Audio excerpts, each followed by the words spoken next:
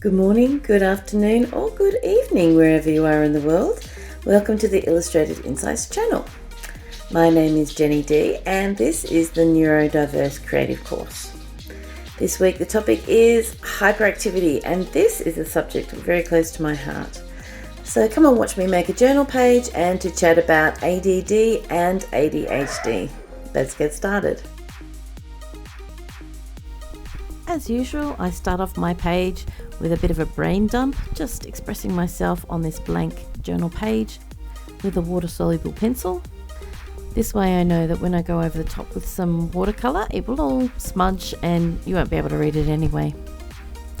And at this point, I also have to remind you that I'm not a health professional. I am an educational professional with many years of helping neurodiverse children and dealing with being neurodiverse myself. So today, as you watch me journal, I'm going to be chatting about something that's very close to my heart, ADD versus ADHD. What's the difference? Where does hyperactivity come into it? And of course, I'm going to be letting you know what I'm doing in my journaling as I go along.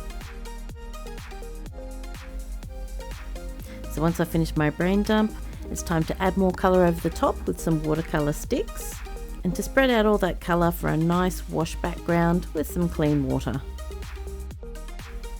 So what is the difference between ADD and ADHD?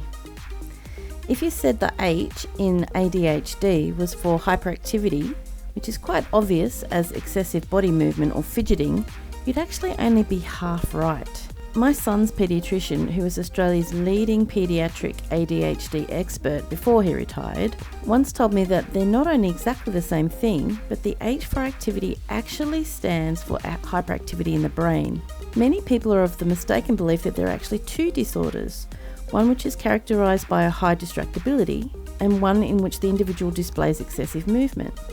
But it's actually the excessive theta waves in the brain which cause high distractibility and sometimes excessive movement, and that's the H in ADHD. He showed me an EEG of my son's brain electricity and pointed out the frontal cortex where the areas were clearly lit up.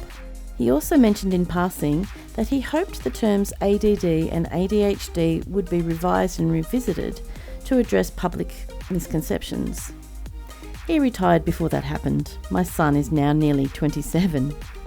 So you don't need to exhibit excessive fidgeting or hyperactivity to be diagnosed with ADHD, but you do need to have hyperactivity and excessive activity in the frontal lobe.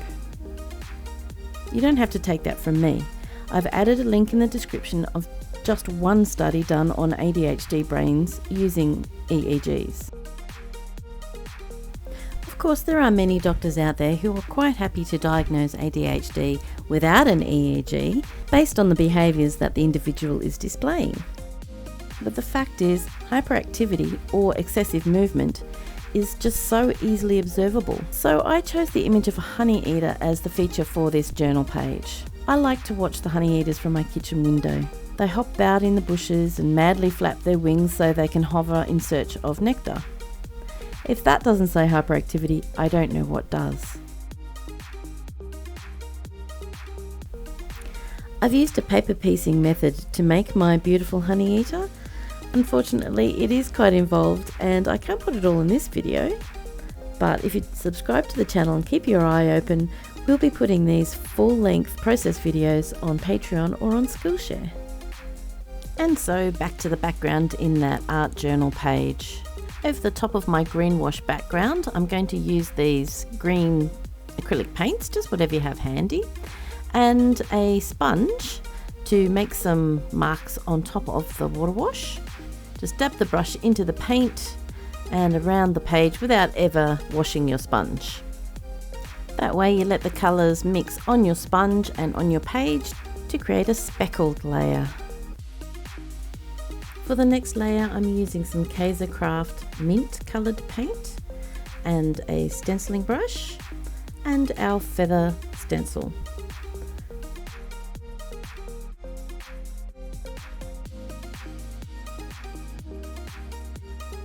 You really want this layer to be a little light, so take some of the paint off your stenciling brush and then very lightly stencil it through the spaces onto your page.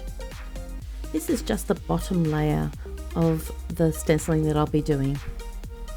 I've positioned each feather individually, so I haven't used the pattern on the stencil. I just decide where the next feather is going to be, move the stencil around until I find the right feather, and then create the feather.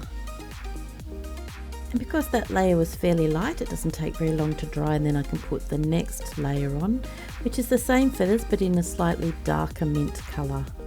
I just create balance by choosing where I'm going to put the feather, and I'm quite happy to go over the top of the underlayer and also off the page.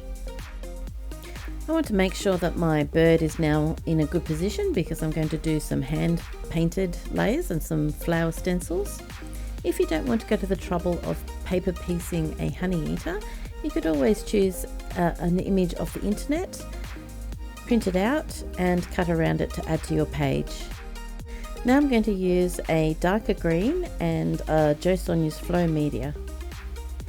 These elements aren't actually going to go underneath the bird, but I just wanted to take the bird off so that I didn't accidentally paint on top of it. I need the flow medium because I want my paint to be fairly thin and flowy because I'm going to paint some curly vines where the stencil flowers are going to sit on top of. If you're not confident in your painting abilities, you could pencil these little vines in first, but I wasn't too worried about it, so I just painted them freehand. With the vines done, I used a hot pink and a red acrylic paint, again whatever I had nearby, and a stenciling brush. Just take some paint and push it through the spaces of the stencil. There's a link in the description to our Etsy shop where you can buy this stencil. I used two different brushes, one for the red and one for the green. And again, I didn't use the pattern on the stencil, I just manually positioned each flower where I wanted them on the vine. Be a little careful about what adhesive you use in your art journal. Mod Podge will eventually dry out and the piece that you've stuck on will eventually fall off. Same thing goes with some tapes like washi tape, sticky tape and even double-sided tape. I know this for a fact because I've got journals that are more than 30 years old. Some of the things that I've stuck in have just fallen off because the adhesive has deteriorated.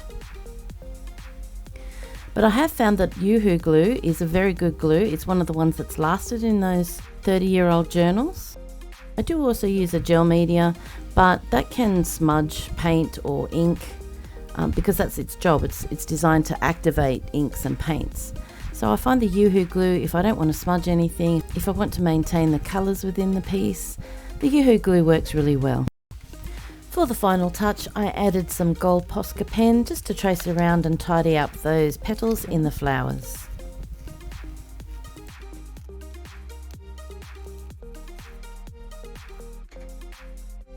And then all that's left to do is to add some further meaning to the page by journaling.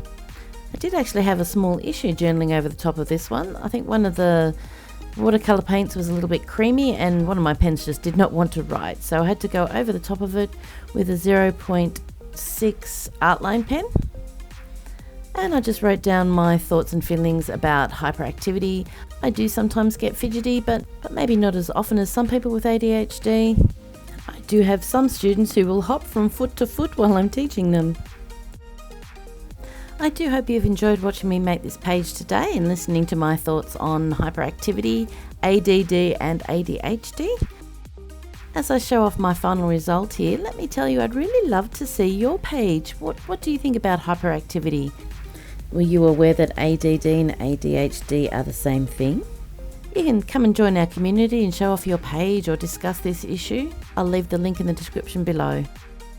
And of course, if you subscribe, you won't miss next week's topic, which is It's Literally a Rainbow, talking about literal language, which mostly affects people with autism. See you next time.